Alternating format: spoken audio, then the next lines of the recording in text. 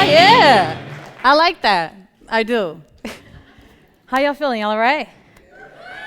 Okay, so check it. Here's the thing. Is it just me, or does it feel like the only relationship dynamics that are worthy of unconditional love, the romantic or familial ones? Yeah? It's like we know a mother's love.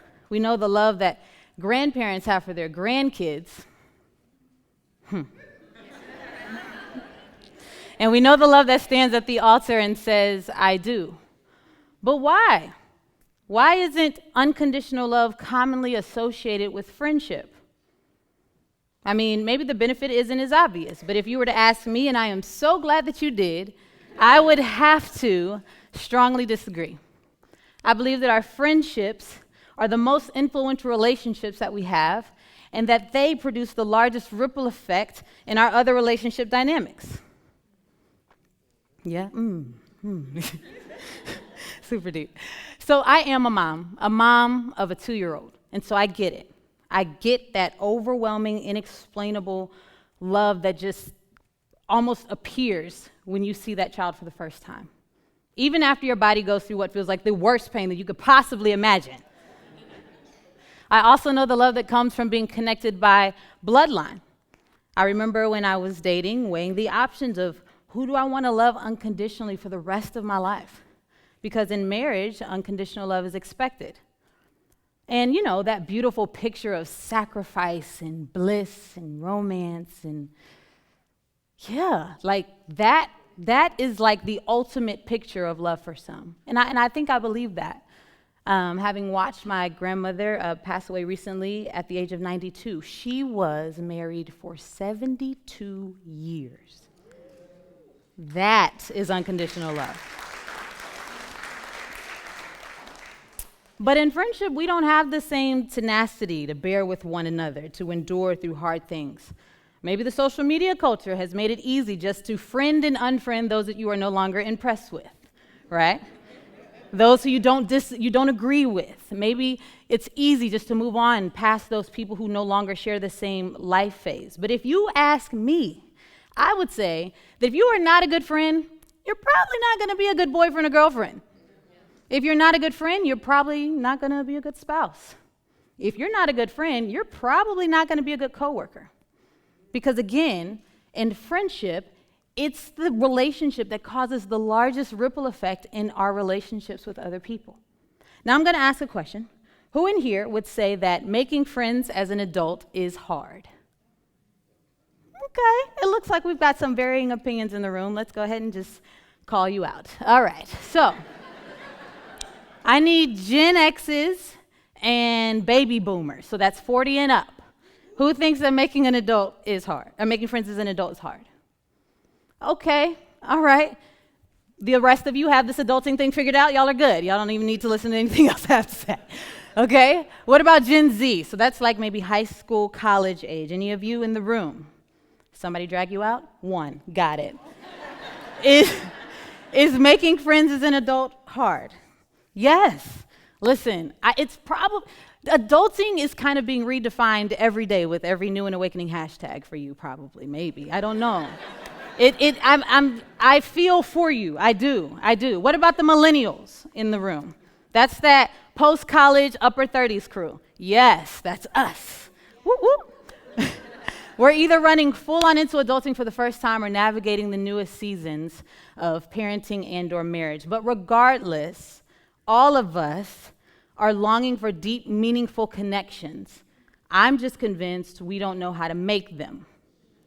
Now, post-college, I went to work at a Christian sports camp, and it was probably one of the more life-changing experiences I've ever had.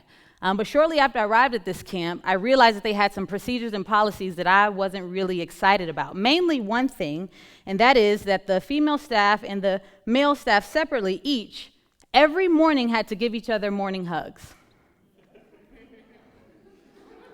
Here's the thing, wasn't a hugger. Yeah. So, hugs just felt uncomfortable and a bit vulnerable to me. I mean, think about it. When you go to hug someone, you literally open yourself up to the other person. Is everybody thinking about this right now? You are completely exposed. You are vulnerable. You're susceptible to anything, attack. I mean, just all kinds of stuff.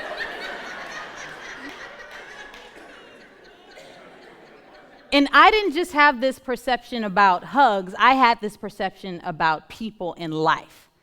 I thought that's how relationships were. If I opened myself up to you, I might get hurt. So I walked around like this, guarded, protected, keeping myself from being exposed. Yeah, that didn't matter. The next morning, I had 22 women swarming around me waiting for their morning hug at camp, okay? They weren't really too concerned about all of my baggage that I was bringing at the time. And I'm sure there's some psychology around this whole 8 hugs a day, is good for you. And it doesn't really matter. All of it was stressing me out. But at the end of that 2-month experience, I had learned a lot of things. One main thing being that whatever I thought being intentional and connecting wasn't actually being intentional and connecting. I had reserved this space of being vulnerable, confessing, debriefing, just showing up as my most authentic self, expressing expectation, boundaries. I had kind of reserved all of those things for some relationship that would come later on in life, right? I was not prepared to do all of those things with these people at this camp, right? But I'm so glad that I did, because the relationships and friendships that I formed at that camp became some of the most influential relationships that I still now have today. And they have influenced the way that I show up as a wife, as a mom, and as a friend in my other relationships. We all want deep, meaningful connections, and unconditional love should be a part of those deep, meaningful connections. The thing is, when it comes to friendship, we don't want to put in the work to establish what it takes to have unconditional love in our friendships. Now, my daughter, Amari, she is 2, like I said earlier, and she's just now navigating this new world of friendships. She knows me as mom and dad and auntie and uncle and cousins and G-Paw and granny, and she knows them. But whenever she sees a new group of people, she's like, Mom, I gotta go play with my friends. And I'm usually trying to figure out who those people are.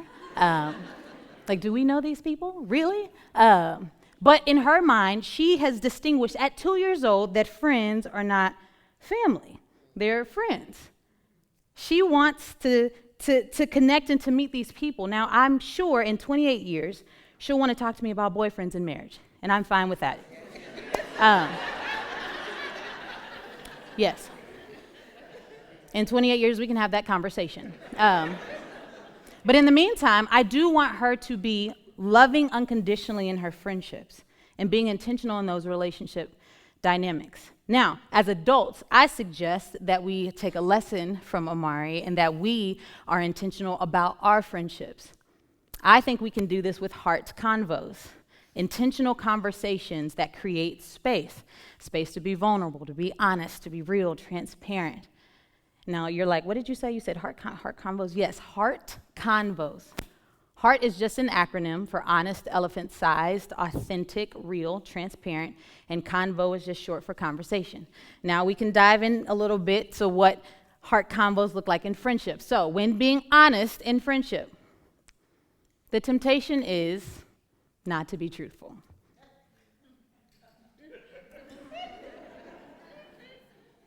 It's way easier to lie, but don't, okay? The first one's pretty easy. Elephant-sized pretty much means that you might be addressing an elephant in the room that both of you know is there, but nobody wants to talk about. Or elephant-sized could be an issue or trauma or difficult thing in your life that just seems larger than life, okay? Having that conversation. Authentic. Authentic pretty much is a challenge for you to show up as your most authentic self. Not to become who you think the person wants you to be, but to just be who you are. Real is not about being real. It's about addressing real issues in real time. So, not keeping a ledger or a record of offenses with your friend, but when things happen, addressing them in real time. Transparent means exposing those things that the person otherwise would not see unless you showed them, okay? That is how you have a heart conversation. And every day, I'm sure all of you are working to do that, to be honest, showing up as your most authentic self, addressing real issues in real time, being transparent. And I think that this is how we love our friends. This is how we love unconditionally. Because remember, if we do the work in friendship, we can cause the largest ripple effect in every other relationship dynamic concerning unconditional love. Now, this is what I would like for you to do. Don't wait. Don't wait. Don't wait until you're dating to work on being a good listener. Don't wait until you're ready to settle down and start addressing the real issues in life. Don't wait until that unexpected fight on your honeymoon to let that be the first time that you're trying to work through conflict. And don't wait 72 years before you realize that you've never felt the freedom to show up as your most authentic self. Tonight, let's make a shift. Let's work and practice on being honest, and let's practice working through conflict. And most importantly, let's practice loving our friends unconditionally. Thank you.